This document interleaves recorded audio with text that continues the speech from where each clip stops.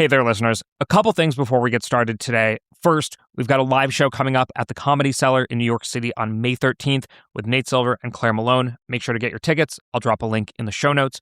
Also, today's episode is from a Substack Live I hosted on Monday about the first year of Mark Carney's premiership with Eric Grenier of The Writ and Philippe Fournier of 338 Canada. Call them the 538 of Canada. We got into all kinds of things, which you'll hear in just a minute. I also do want to note, as I do in the live stream, that it's disheartening that we're once again dealing with political violence in America. Heartening that security prevented any casualties in the instance at the White House Correspondents' Dinner on Saturday, but disheartening nonetheless, and something that unfortunately I am sure we'll be speaking more about in the coming days, weeks, episodes. All right, for now, here's today's show.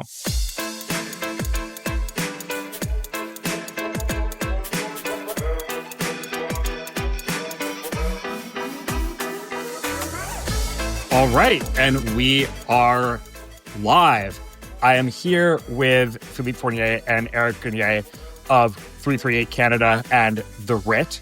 We've talked before. I'm very excited to chat with you guys today because Tuesday of this week marks 1 year since the Canadian general election, which the Liberals won, securing a minority government. It was just 2 weeks ago that Canada held by-elections, which secured a majority government for the Liberals. So a lot going on in Canadian politics, and I don't want to trigger you guys this early in the conversation, but the King of Canada does begin his state visit to the United States today.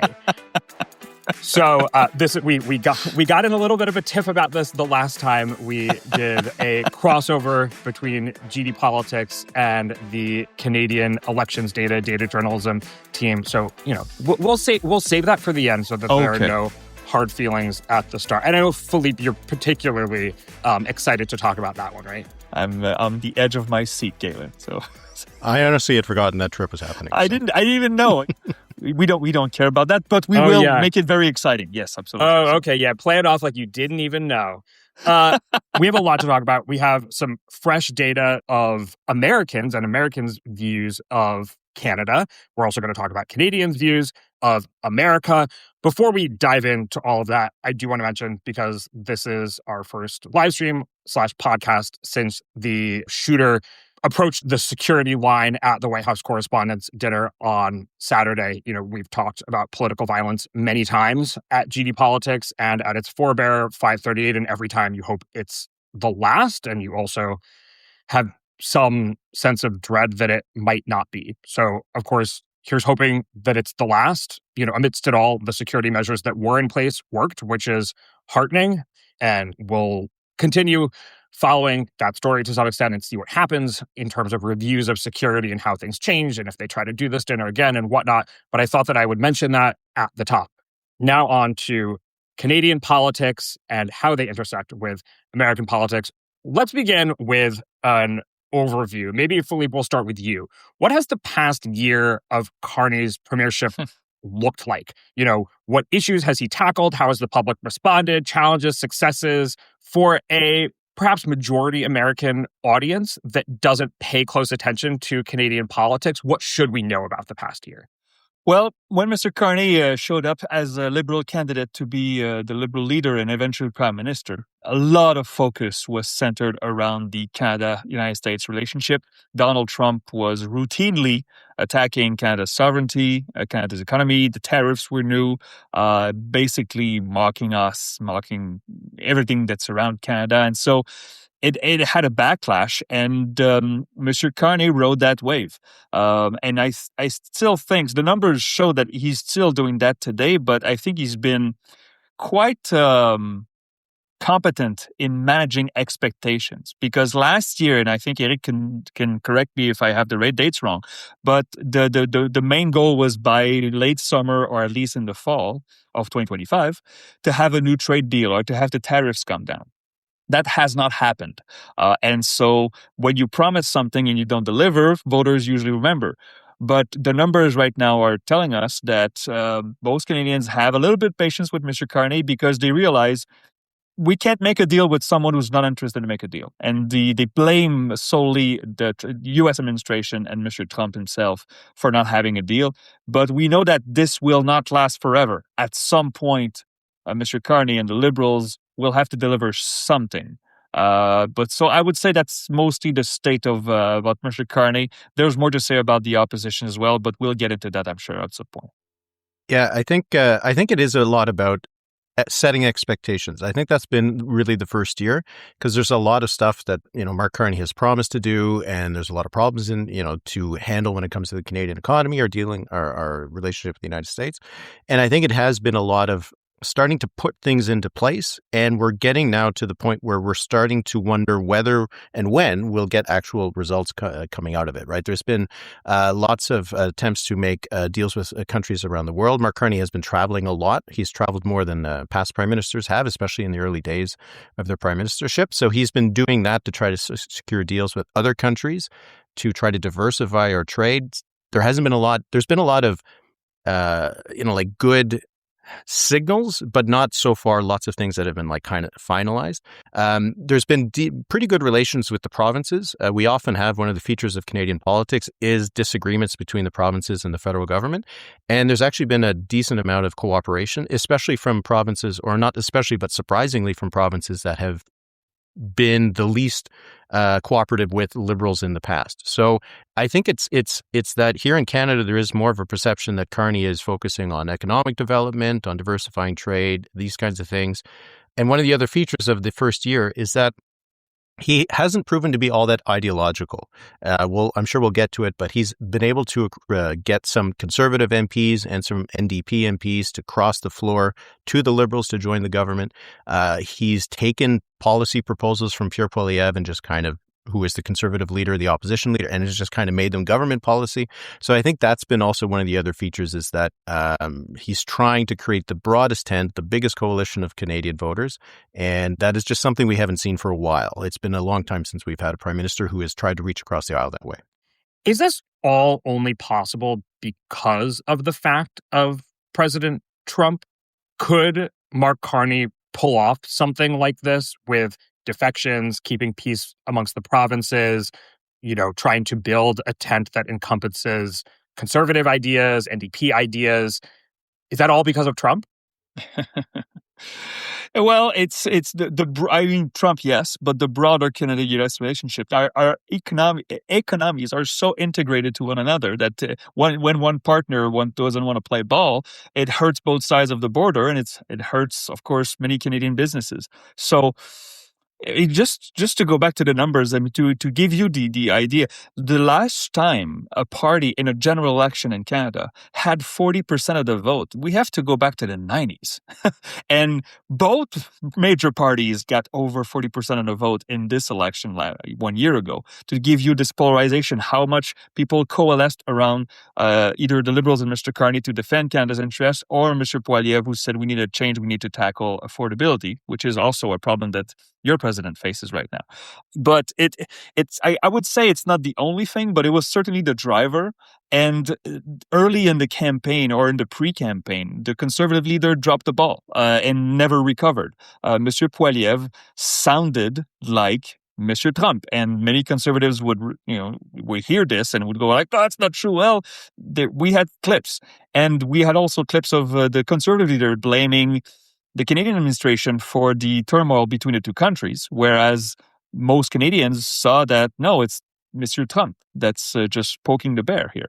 But since then, the tone has come down, and I think, as Eric said, the managing expectation has been their best asset for the Liberals.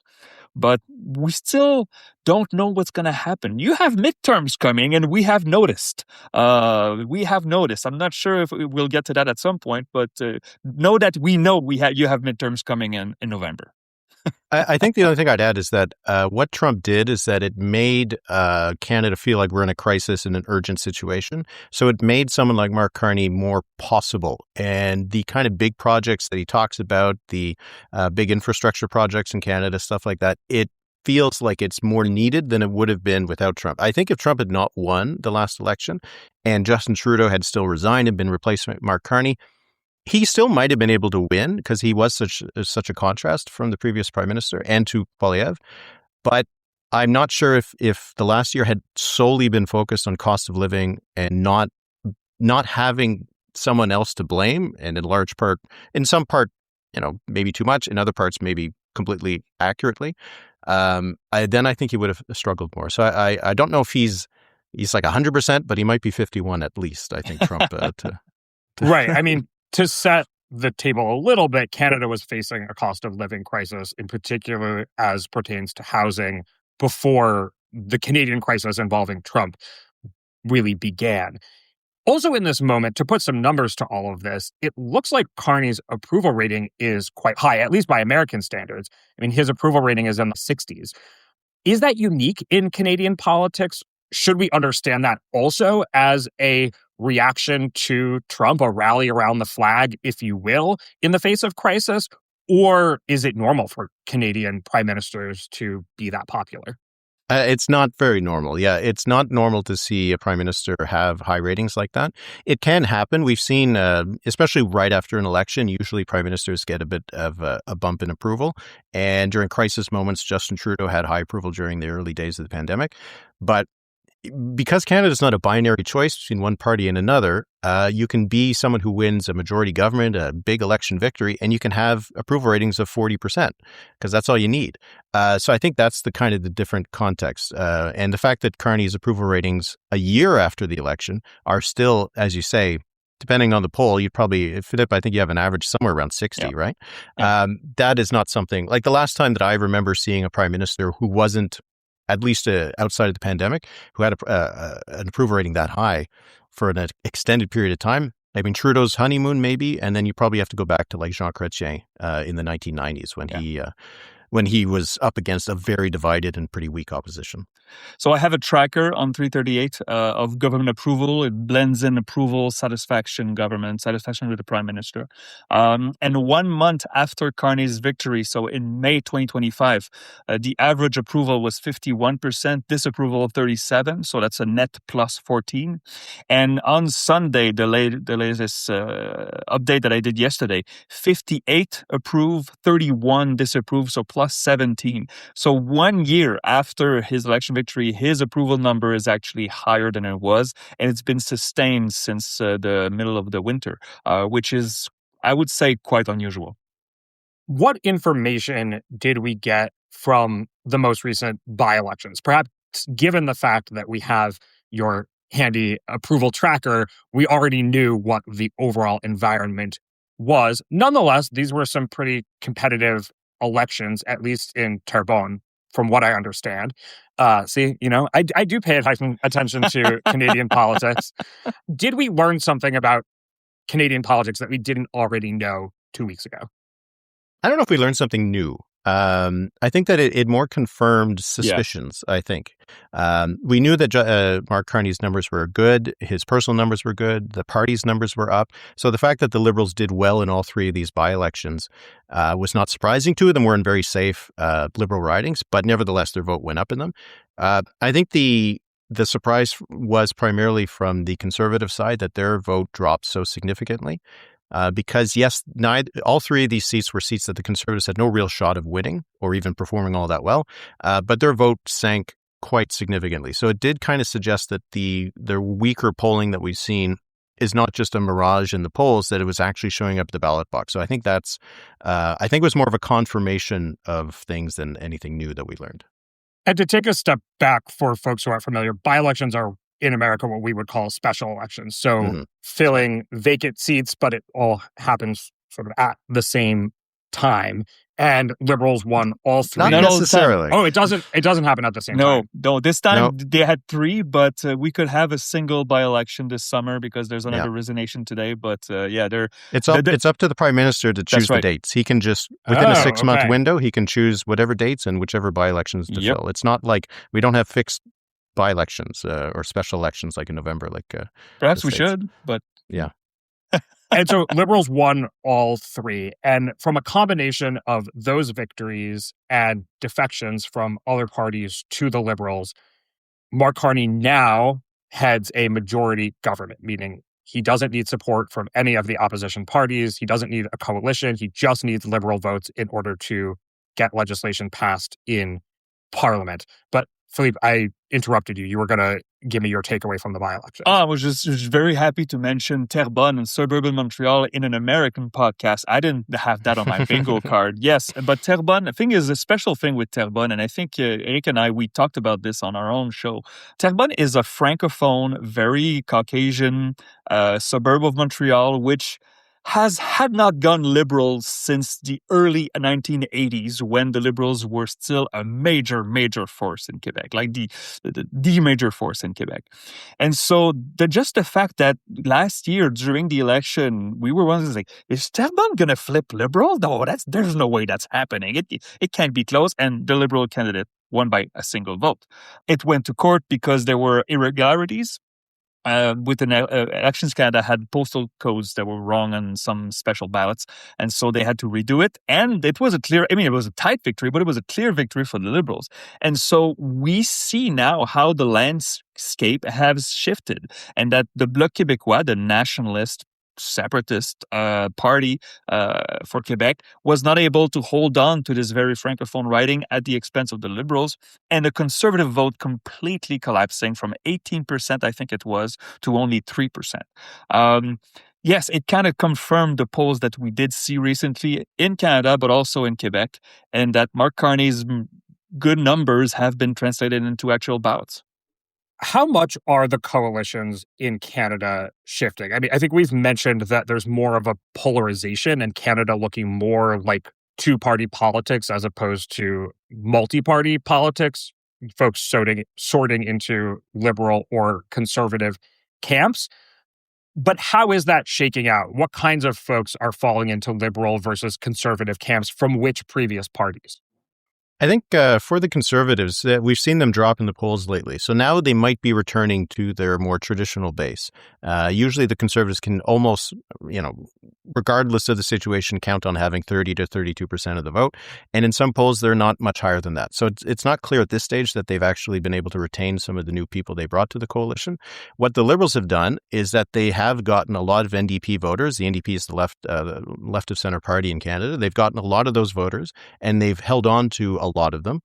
They've gotten some of those voters in Quebec who might have in the past voted for the Bloc Québécois. They're now more willing to vote for Carney. And he's gotten a lot of people who might be open to the Conservatives. And the kind of people that the Liberals have, it is, university educated. They tend to still do better among those. But it's a lot of older people. It's people who are a bit more secure. And I think that they see in Carney someone who can help retain that security, or at least might be a bulwark against uncertainty. So I think the coalition that the Liberals have built over the last year or so is broader, and it's surprisingly less fragile than I think we thought it was going to be at the end of the election, because he seemed like he was just bolting all of these different parts to the party. But instead, it turns out, maybe these are more of a natural landing space for them, because it does kind of remind you of the Liberals from the 1990s and the early 2000s when there was a broader tent. Yeah. If you look at the demographic scale, just before the election, the tracker that I have on the 338 with the gender and the age brackets showed that the Conservatives were leading among men, but slightly trailing among women by maybe 7 to 8 points. Now today, among women, the Liberals lead by 15 points, and they also lead among men by about 7 points. Eric mentioned young voters. Young voters flocked to the Conservatives before Justin Trudeau resigned, and there was a bigger tightening between the campaign and today. And when we see today young voters, they completely abandoned the left of center party, the NDP, and have mostly joined the Liberals. So right now, among the younger voters from 18 to 34, I have the Liberals leading by 4. It's because the NDP has collapsed. And so this broader tent has not been linear among one single demographic or one age group. Eric mentioned the older voters. Among 55 and over, the Liberals are leading by 22 points. So it's a big mix of young and old. Those resistance boomers, we have them in America too. But I mean, for the edification of folks living in a two-party system, so an American audience or anyone else, what's the difference between the NDP and Liberals historically? Oof. How many people do you want to anger here? Go ahead, Eric. So the NDP, it's called the New Democratic Party. It has nothing to do with the Democrats. It's just that when they formed the party, they formed it in the early 1960s, and it was a combination of the Canadian Labour Congress, which is the labor unions, and the old CCF, which was a much more of a farmer agrarian, almost a bit like the old populists, if you remember, with in the States. And so the party has always been much more social democratic. It's not quite a socialist party. I don't think you would go that far. But the NDP has always had much more of a role for the state, a lot more centralization, and just a larger social safety net. The thing between the Liberals and the NDP is that one of the reasons they've always been so successful throughout their history is that because they're in the center, they have been able to borrow from the other two parties and kind of shift back and forth when needed. So a lot of the things that we have in Canada that, Americans are very familiar with, like our universal healthcare system, was something that was proposed by the NDP. And it was adopted by the Liberals and made policy, especially at a time when they had a minority government and they needed support from the NDP.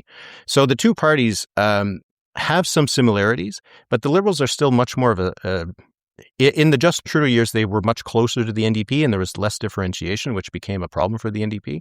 But traditionally, the Liberals are a little bit more centrist, a little bit more business friendly. Yes, for government intervention, but also having role for the private sector. These days, the NDP has become more different from the Liberals because Mark Carney has taken the Liberals more to the center and has been much more business friendly, much more willing to adopt conservative ideas. And the NDP just recently chose a new leader who is much more in he would like to be Zoran Mamdani. He would like to be Bernie Sanders. He would like to be AOC. There's that kind, and they're almost explicit about it. So the NDP now is taking a route that's much more to the left. One of their policy proposals is public grocery stores, which I know is a thing in New York. Heard of that one. Yeah. So the difference now is much more starker than it would have been during the Justin Trudeau years when the two parties shared a lot of the same voters. And if you polled them on various views, virtually always they had very similar views on any issue or policy. You mentioned that the Conservative Party is at about 30% in the polls, so maybe its coalition has not changed all that much. From what I understand, after these by-elections, it seems very likely that the next general election won't happen before 2029. So, okay, all right, some eyebrows raised there. We'll see whether it's, say, 3 years from now or less. What is the Conservative Party's theory of the case about how it might get back into power? Is it trying to moderate? Is it trying to focus on different issues from what Mark Carney is focused on? Is it trying to differentiate itself more from Trump? How does it view its role in the ecosystem that you're describing? I would say if since we're speaking to mostly an American audience, the same way the Democrats cannot just campaign on not being Trump. That would not be enough. That will help you. Campaigning against Trump will help you. It probably will not be enough to convince voters that you're the solution to the problems. Many conservatives. I mean, maybe in the midterms it will be enough, but probably in 2028. Yeah. Maybe in the midterms, as usually it does in the midterms, but not in general. So for many conservatives, they say, okay, well, it will be our turn. Since Confederation Canada has oscillated between liberal and conservative, or it was progressive conservative there for a while, but it has oscillated between two parties. And so they feel like at some point, Mark Carney will falter, will become less popular, the honeymoon will be done, and they will be next in line. Well, the thing is, they felt that way with Justin Trudeau. And all the Liberals had to do was find a more centrist leader that has some amount of charm. I wouldn't say he's charming, but he has some amount of charm. He led an adult campaign, and the Conservatives didn't know what to do. And so if they're all they're doing is waiting for Mark Carney to falter, that's only halfway through. I'm not so sure because the Conservatives is also a Big Tent party. We have a fraction of pro-Trump people here in Canada. They're not that many, but they exist. But when we poll, we see those people are all aligned with the Conservatives. And yet, then you have like centrist Conservatives, we call red Tories, so like red for the Liberals. We call them, they are centrist, and many of them feel less and less comfortable with the current state of the Conservative Party. 4 of the 5 forecasters came from the Conservatives in the past 6 months because they felt that the party that they ran for many years is not working, and the leader was too Trumpian, rightly or wrongly, but that's how they felt. And so I'm not sure the way forward here. Half of it will be at some point the Liberals will falter, but I'm not sure what the other half will be. But that's also the question the Conservatives have, right? When you ask, like, what's their theory of the next election, the group around Poilievre kind of thinks that the theory is we just need to hold on. He'll eventually get unpopular. He eventually won't deliver on the promises. Cost of living will become the major issue again, and then we'll be placed in the same place we were in 2024, where people are just upset at the government and want someone who's going to solve their cost of living issues, and Pierre Poilievre is going to be there to do it. But then there's the other theory in the Conservative Party, which is more that we saw that against Carney, Poilievre's style is not really going to work. The people don't really want that kind of attack dog, bulldog kind of situation. They did when they didn't like Justin Trudeau, because they wanted someone to kind of, say to Justin Trudeau's face that people didn't like him. It's a different situation when you have a Carney who presents himself as a very serious, experienced kind of leader against Pierre Poilievre, who has never had a job outside of politics. And so there's people within the Conservative Party who feel they need to have much more of a more moderate approach, try to get the tent big again, and take and try to present their leader in a more prime ministerial way, or perhaps replace him. But those voices aren't as noisy as they could be, or they would be if we were expecting him to be ousted in the short term. Mark Carney now has a majority government. On one hand, you could say Liberals can do whatever they want. On the other hand, they no longer have any excuses for not doing whatever they want or whatever they've promised. Yeah. So what can Carney do with a majority government that he couldn't do with a minority government? Well, he had many infrastructure projects on the docket. And as you say, there's no excuse now. We're supposed to have a TGV in a few decades between Quebec City and Toronto. The estimated cost is $90 billion. I'm sure it will be great. Many European nations have such a system, and even though it costs a lot, nobody regrets it because it's fantastic. The Conservatives have been campaigning against that because they say it's way too expensive and we don't need it. So it will be very interesting to see. But before I go into the policies, Gillian, if I may just go to the pure numbers of his majority. His majority, Mr. Carney's, is still extremely thin.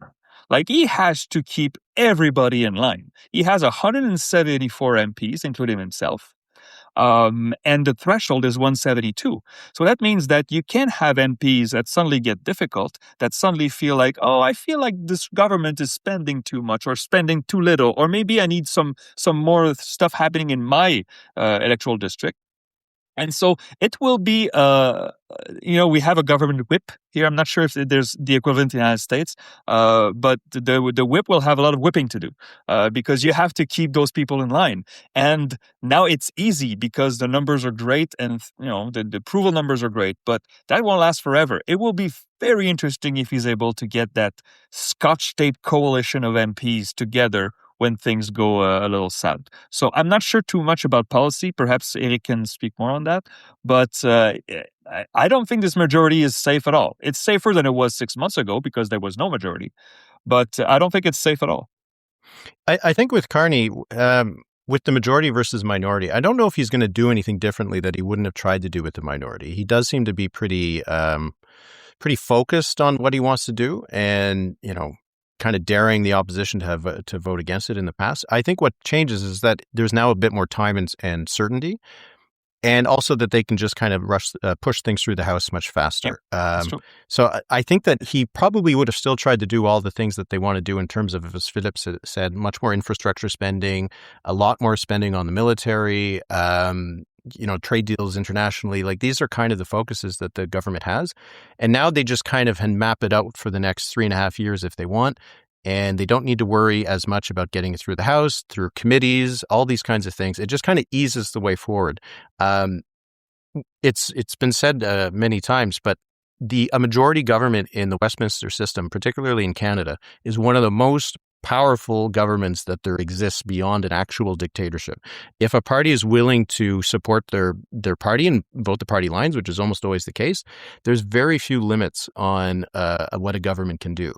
It might sound crazy, but like a U.S. president would love to have the powers that a prime minister has with a majority government. So it's just a question of now that he has no more excuses, no more obstacles, can he actually deliver on a lot of the ambitious plans that he has? Don't give them ideas, Eric. Come on. To answer your question, Philippe, we do have whips in U.S. Congress, but oftentimes, practically speaking, a very sort of powerful, charismatic president is the most useful person in whipping the rank and file within the party.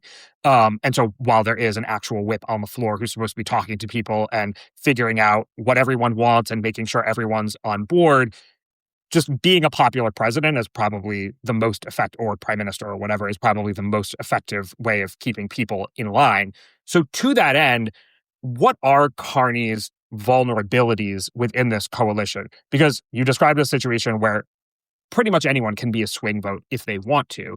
Is he worried about the left that wants, more spending on social programs, the center that wants, more spending on upping military or defense spending?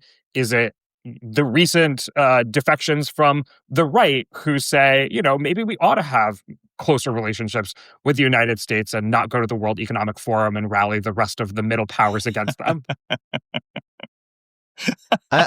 Sorry, that was pretty good. Yeah, I think it's great.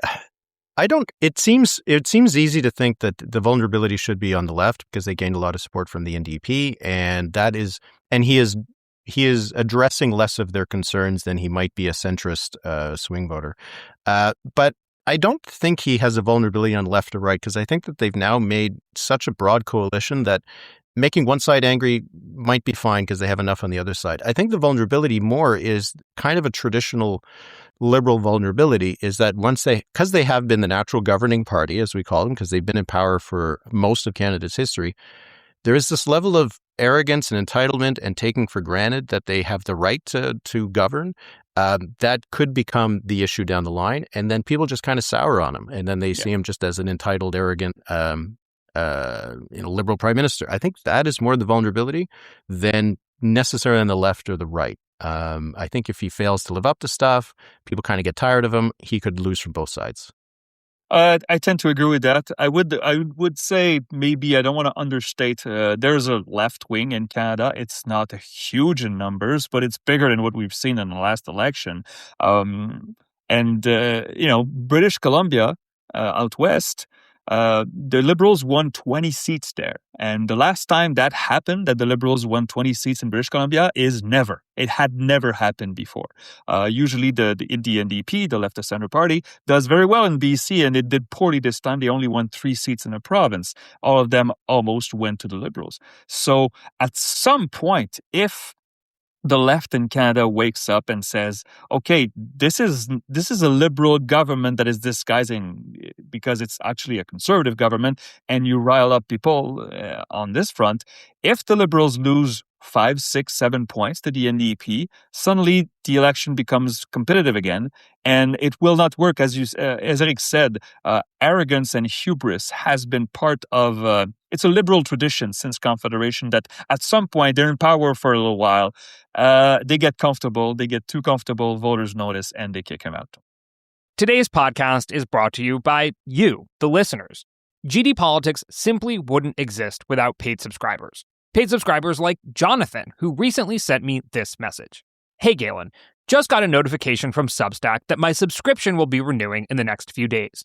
Normally, when I get renewal notices, I roll my eyes and wish that particular thing was free. But I could not be more excited for my subscription to renew and for you to get paid once again.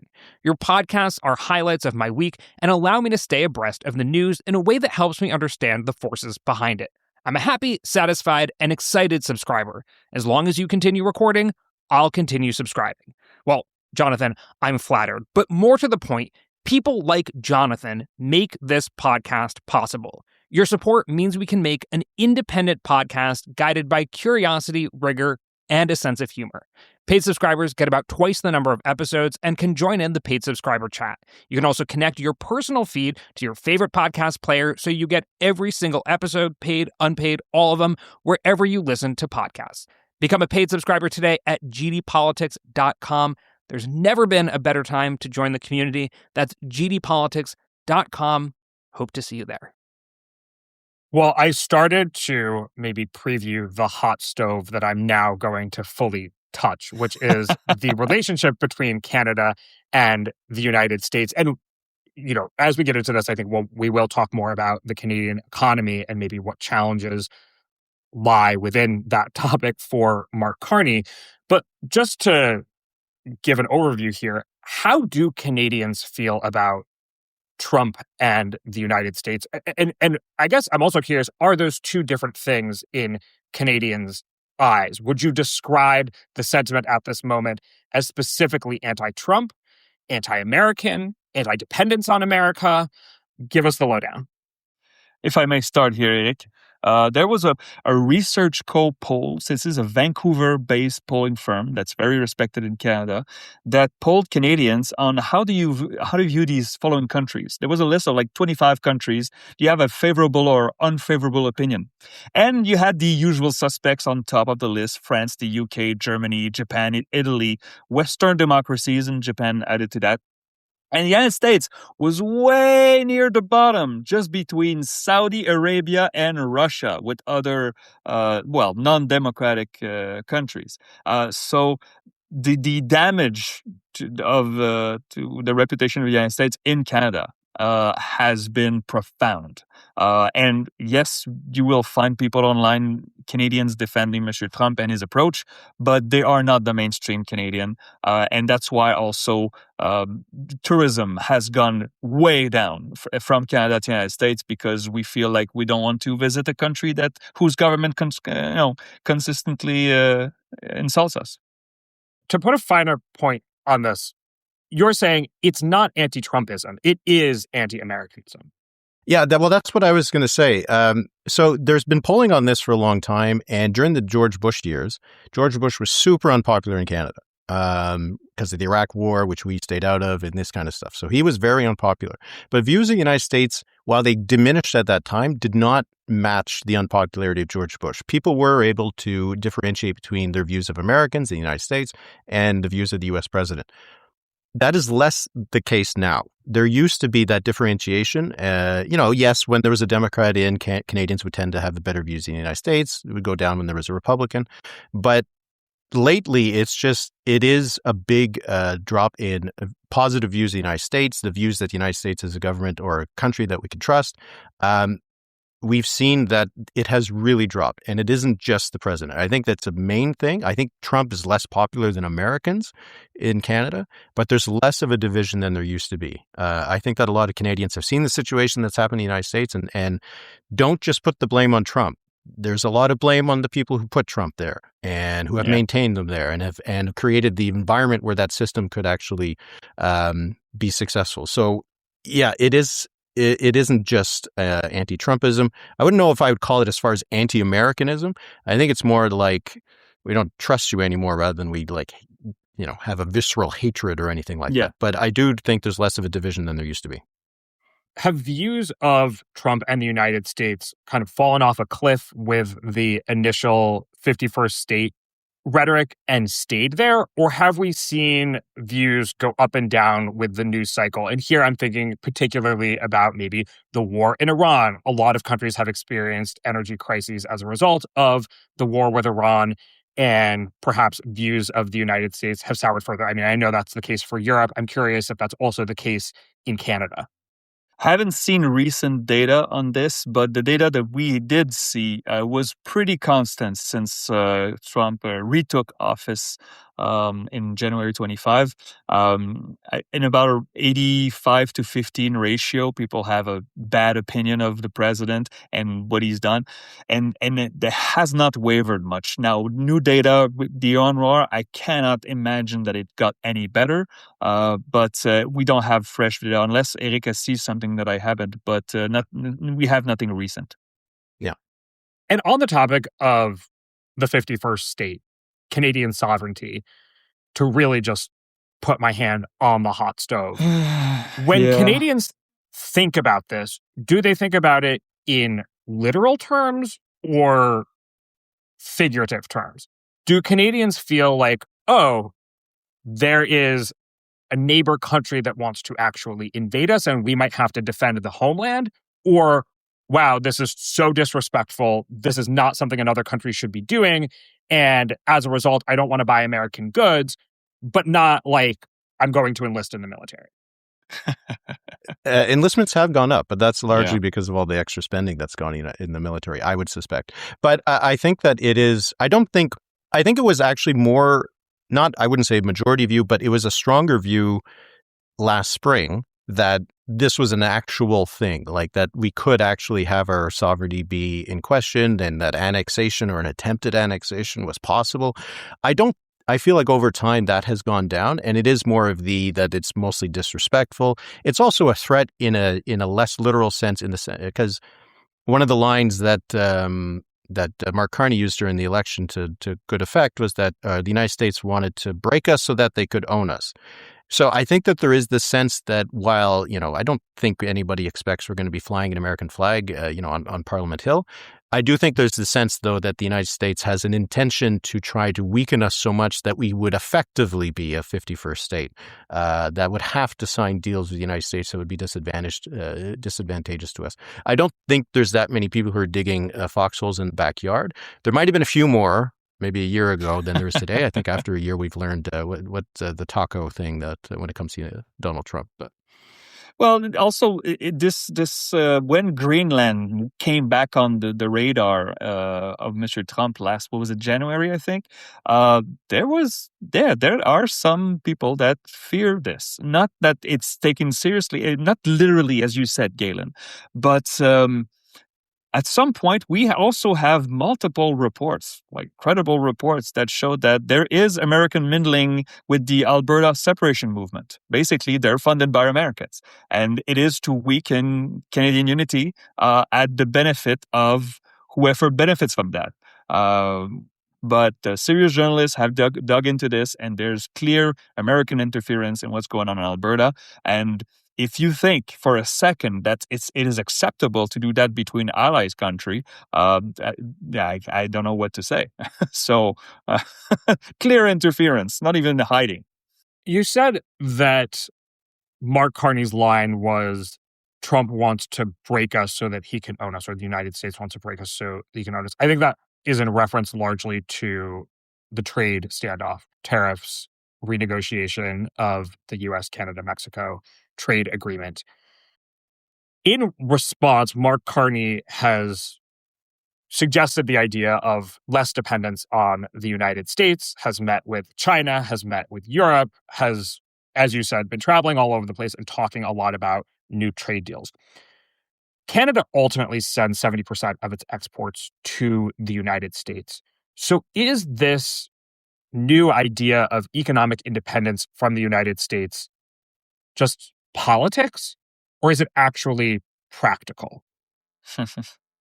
Well, we're not international trade experts, but I do think that there is an understanding that because of geography and all the links that we currently have, historic links and all this, that we'll never be entirely decoupled from the United States. But maybe we should have been a little less coupled over the last few decades, and that there was a little bit of a kind of an acquiescence, kind of like a passive laziness to it, that we just kind of let it happen, because we figured we'd always be best buds, so we wouldn't have to worry about it.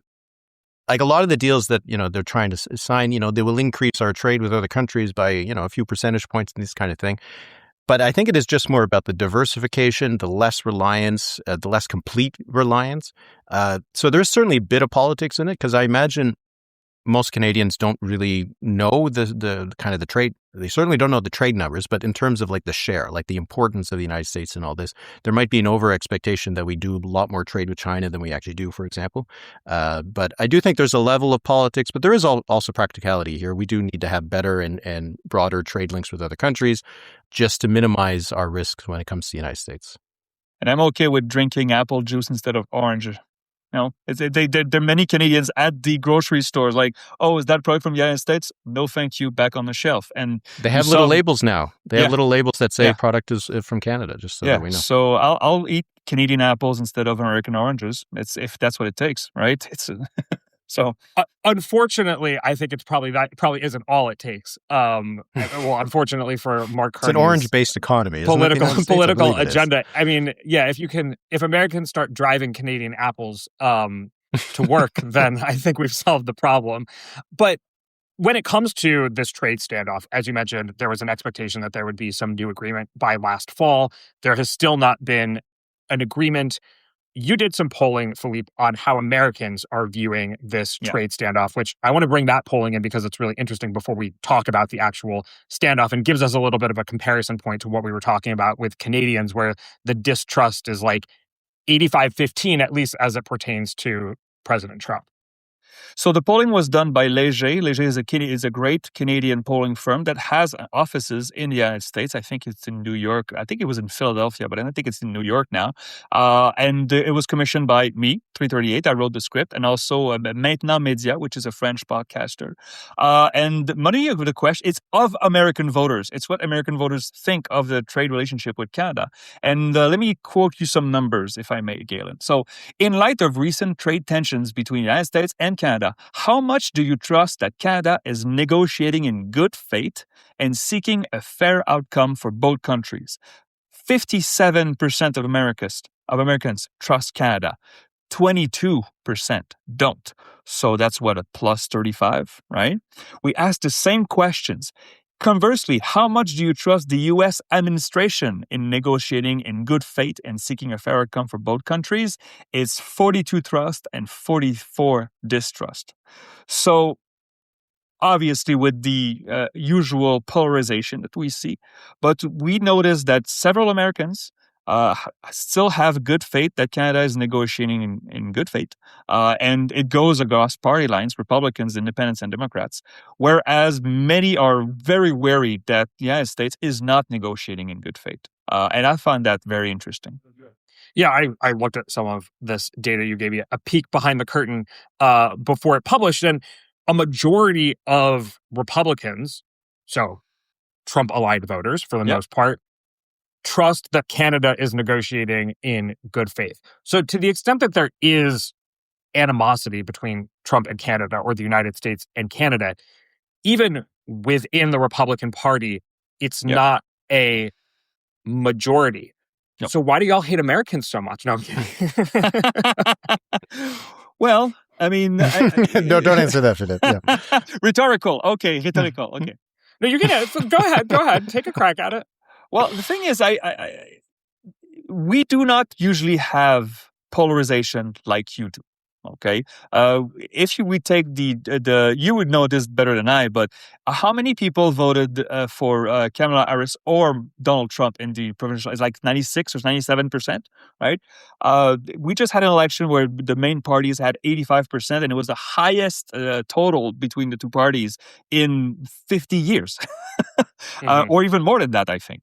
And so the polarization of opinions is not as pronounced in Canada than is in the United States. It's interesting to see that on the question of opinions of Canada and whether they are trustworthy, it goes across partisan line. Republicans, Democrats, and Independents trust Canada more than the average Canadian trust America. One thing I find interesting just about those numbers is that this shows the kind of the unbalance between Carney and Trump is that in Canada, we've seen this from poll after poll. If the trade deals negotiations don't go well, most Canadians will blame Donald Trump. And they will say that it was his fault that it didn't work out because he's not going in good faith. But in the United States, if those deals go south and people are upset about it, it's not clear that we're going to be blamed for it, which is a different kind of I don't know how much leverage it is, but it is a different situation, a different political situation the two leaders find themselves in. If I may add more data to this conversation, Galen. So the question, Always. outside of the current trade dispute, how would you describe the relationship between the United States and Canada? And if you combine excellent and good, it's 54% of American. And if you combine poor and very poor, it's 29% of Americans. So plus 25 on the having a good relationship. Among Republicans, 69% excellent or good, 21% poor or very poor. So Republicans seem to think that, oh, this is all going super well. We're happy. Aren't you happy? So I find that interesting. It's a very asymmetrical contrast. Right. So there's a lot of things going on here. One, it seems like overall Americans trust Canadians more than they trust their own government to negotiate a trade deal. At the same time, they also think, one, Canada is an ally, view Canada positively. Americans themselves do. While on the other side of the border, Canadians don't trust the United States at all, I would assume, to negotiate a trade deal and don't think positively of the United States. And maybe what I'm sensing here is that Americans spend so little time thinking about Canada or Canadian politics that they're perhaps not quite aware of the consequences. 100%. 100%. Yeah. That seems to be a common thread we've seen of Americans not being kind of as aware of how the rest of the world is viewing them as obviously the rest of the world is. I mean, Trump and his team threatening to break up NATO may not change the lives of everyday Americans very much. But it would be a dream come true for Mr. Putin in Russia, and it would plunge the other countries of this alliance into a crisis. Like, what do we do if a major power like Russia decides to do what they've been doing to Ukraine for the last, 4 years?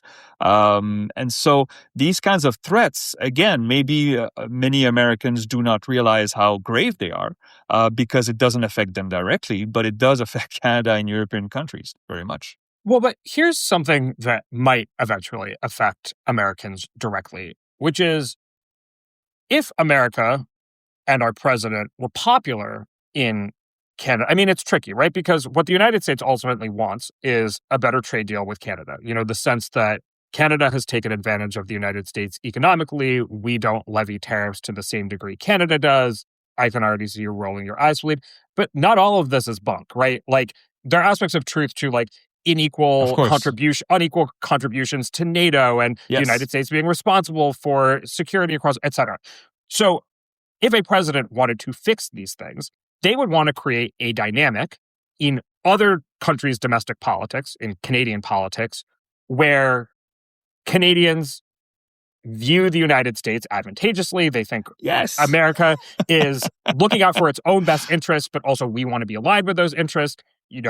Soft power plus hard power. We like American culture, yada, yada, yada. And therefore, Canadians would say, Mark Carney, if you're not able to craft a trade deal with the United States, it's your fault. Screw you. You're wrecking the Canadian economy. But instead, Trump has created a dynamic where Canadians aren't going to hold Mark Carney. It sounds like Canadians aren't going to hold Mark Carney liable or responsible if he doesn't manage to achieve a trade deal with the United States. In the short term. Yeah, in the short term, that's the thing. Yeah. And I agree. So maybe ultimately that makes it harder for the United States to get what it wants because Mark Carney isn't experiencing that domestic pressure. I don't know, but maybe you tell me sort of what the state of that negotiation is. Are there things that Carney could reasonably give up? Are there, I don't think anyone in America is paying all that close attention to these negotiations right now between, the attempted shooting on Saturday and the war in Iran and, the list just truly goes on and on and on and on and on. The King of Canada arriving in Washington, D.C. today. But are Canadians paying attention to the ins and outs of these trade negotiations?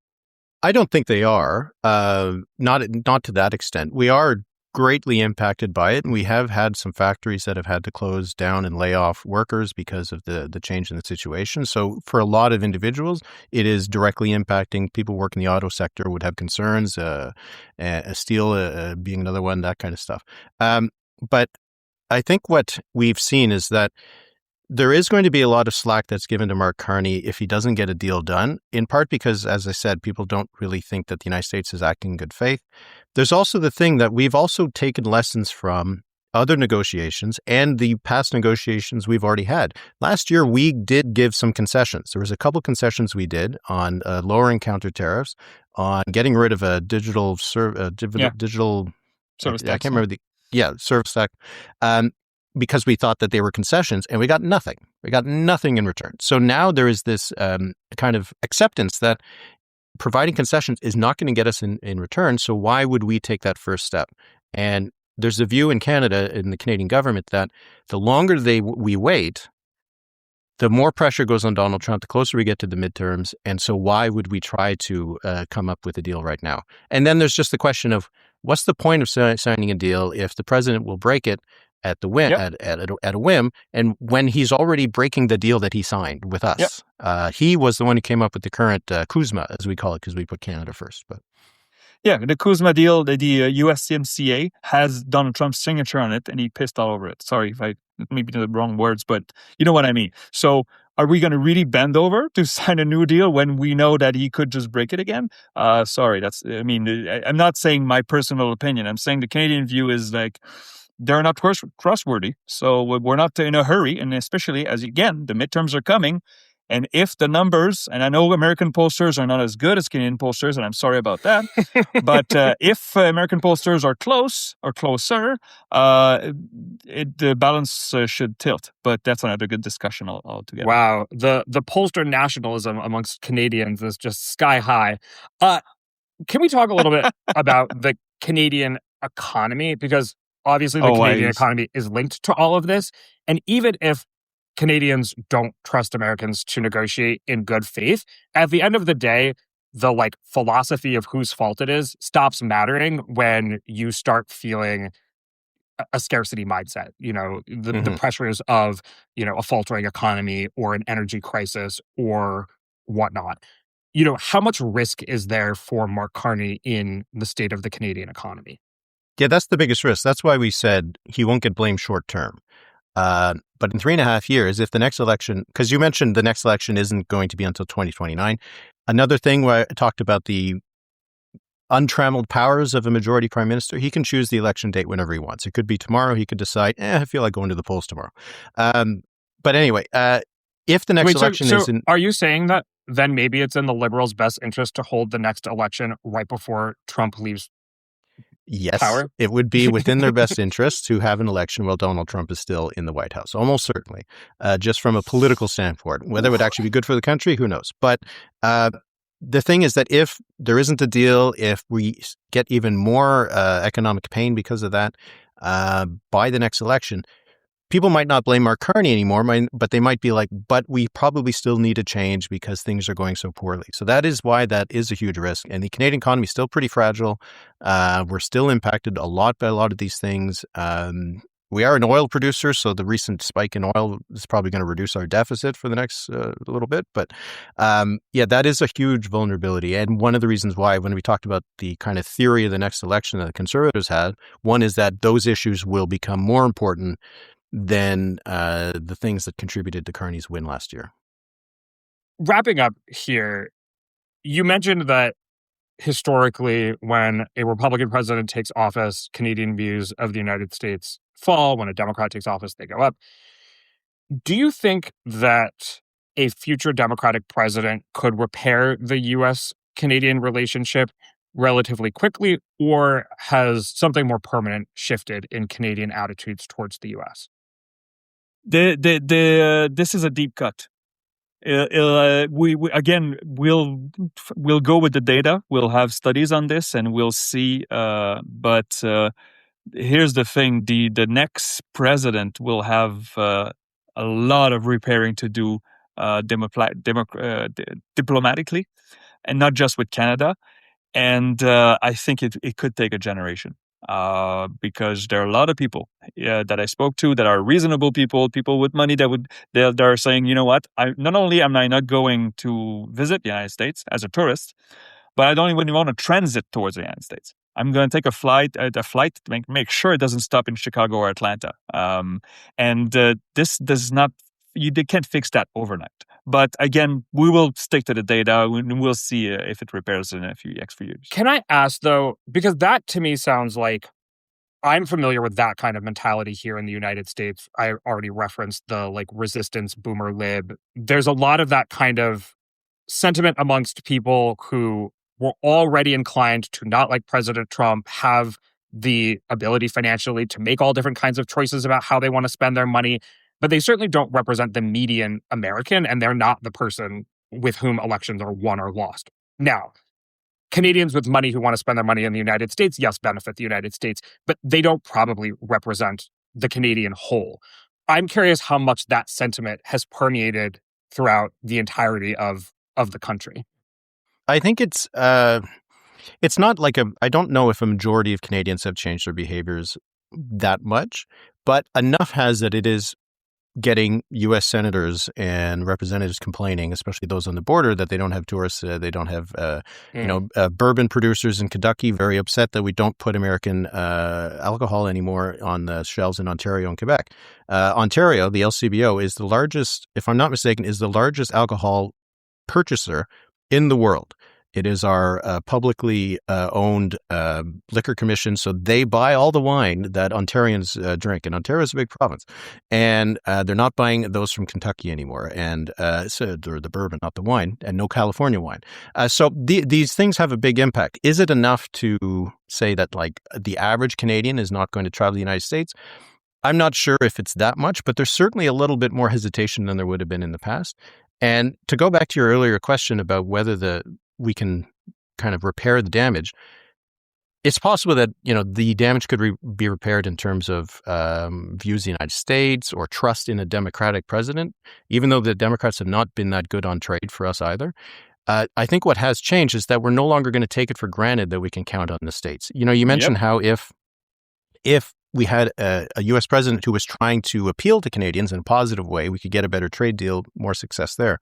But the increase in our spending, we're now at 2% NATO spending, and we have intentions to go up to 5%, with some creative accounting of what counts as the 5%. But anyway, we wouldn't do that if we didn't think that the United States was still someone we could rely on. And that, I think, is a lesson that we'll have carried in the future, that even if a Democrat comes in and says, yes, we would go up and stand up for NATO allies, we might still say, this is a long-term investment now, and we can't take it for granted anymore. I know this is its own rabbit hole, and we're going long here, but is there a sense, you talked about the polling where Canadians view the UK, France, Japan super positively. How do Canadians view China, right? Because in this very moment, when it comes to security, Canada probably can't say, well, we have no reliance on the United States. We're just going to rely on France or whatever, right? Or the Europeans who, for their own part, are facing this problem themselves. Is there a sense in Canada that's like, well, if we can't rely on Americans, we'd much rather rely on China? We've seen some polls on it. China is not next door. There's an ocean away. The polls indicate, though, that like Canadians are still wary about China. China has a big story of interference in our elections and these kinds of things. But there has been polling suggesting that more people are like, we should probably re-increase our ties with China and India and other countries that we've had problematic relations with. Not that we love them all of a sudden, but that if we're going to be trading with a bunch of countries that we have bad relations with, might as well increase that. Like there is polling that suggests now that there was, I might be mistaken, but I'm pretty sure we've seen now a poll that wasn't too long ago where Philippe mentioned, United States being between Saudi Arabia and Russia. I think there was another one that had positive views of China, still low, but above positive views of the United States. So it's had a huge impact. I can't emphasize enough to Americans how much of an impact it's had here. Do you have a favorable or unfavorable opinion of the following countries to Canadian respondents? China, 39% favorable, 50% unfavorable. That's a -11. In the same poll, the US is -32, which is worse than Saudi Arabia. So I think that's a good way to end this this segment. Hopefully. Final question. Is there any hope that a state visit by the King of Canada this week might be able to help repair relations between the United States and Canada? Is he attending as the King of Canada or as the King of the British This is Isles? an important distinction because, as I learned while I was doing research this morning, King Charles is the king of the United Kingdom, Britain, in a completely separate capacity than he is the king of Canada. Yeah. Lest anybody get confused there. I'm fascinated. We have some pedantic people here who will make that point, but to me, he's still a British king. We'll see. We have this view that Donald Trump likes the royalty, and so he's more likely to kind of listen if Charles says things about Canada that's good. He could have a role in trying to tamp down, any interference in Alberta separatism, that kind of stuff. But I don't think Canadians are banking a lot of hopes that King Charles is going to save us. Maybe Camilla can do it, Anyway, thank you so much, Philippe and Eric, for joining me this afternoon. I've really appreciated it, and I've learned a lot, and I hope listeners have as well. All right, thanks so much. Merci beaucoup, Galen. Now let's do it in French. Yes, absolutely. There we go. Take care. My name is Galen Druk. Remember to become a subscriber to this podcast at gdpolitics.com and wherever you get your podcasts. Paid subscribers get about twice the number of episodes. You can also join in our paid subscriber chat and pass along questions for us to discuss on the show. And you ensure that we can keep making a podcast that prioritizes curiosity, rigor, and a sense of humor. Also, be a friend of the pod and go give us a 5-star rating wherever you listen to podcasts. Maybe even tell a friend about us. Thanks for listening, and we will see you soon.